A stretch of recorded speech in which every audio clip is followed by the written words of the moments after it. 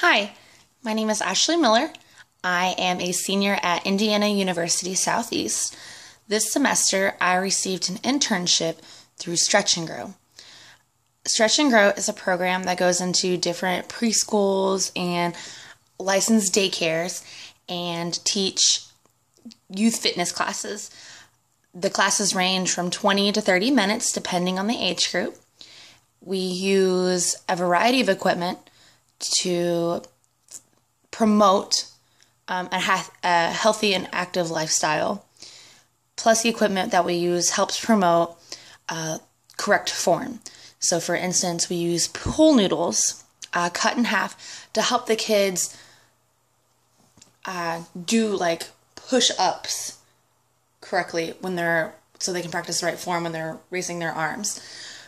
We also do, but everything is centered around a central theme. We have a certain curriculum that we are supposed to follow, such as we have a muscle of the month, we have a bone of the month, there's a sign language of the month, a yoga pose of the month, and we have to implement all of these factors into our lesson plan, along with making sure that the exercises that we perform is suitable for that age range.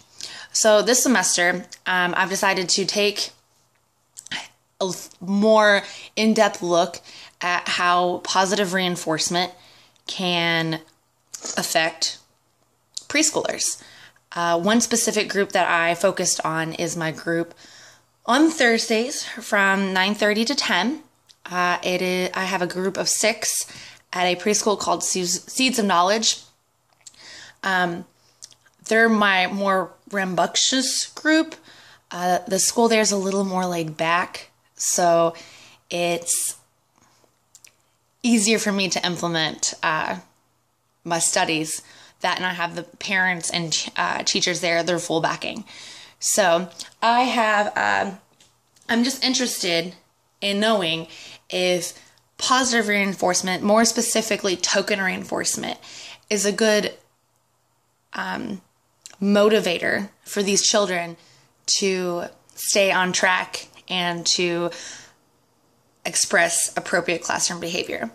So, with that being said, I have created this chart that has all of my students' names on there, and I told them that over the course of really 5 weeks that we were going to do a contest to see who could get the biggest prize. So for 5 weeks, the children always get a stamp on their hand at the end of each class. To make things a little more interesting, I also used another reinforcer, such as a sticker. Kids love stickers. So anytime that they received a sticker and a stamp, they also received a check mark on Coach Ashley's handy dandy chart.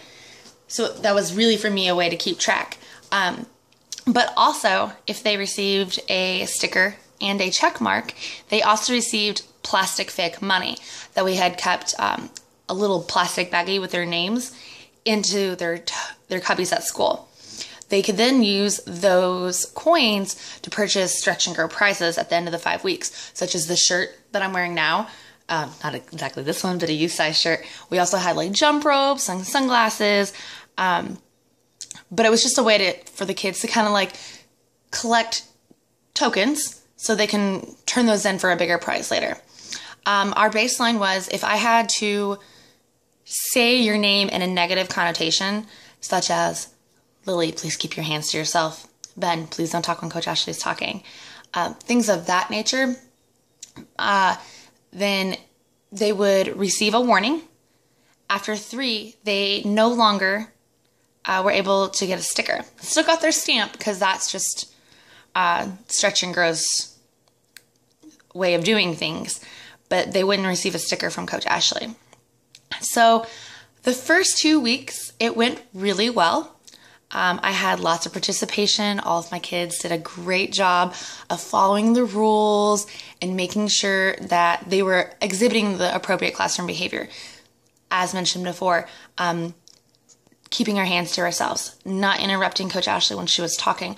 Also, some of the other issues that we run into is because I am in a daycare center, the room that I have to work with is essentially like a toy room. It's where they nap, and there's also like school-ager toys there. And so one of the biggest issues that I've been having with this group is them getting sidetracked from playing with the toys, which who can't blame them?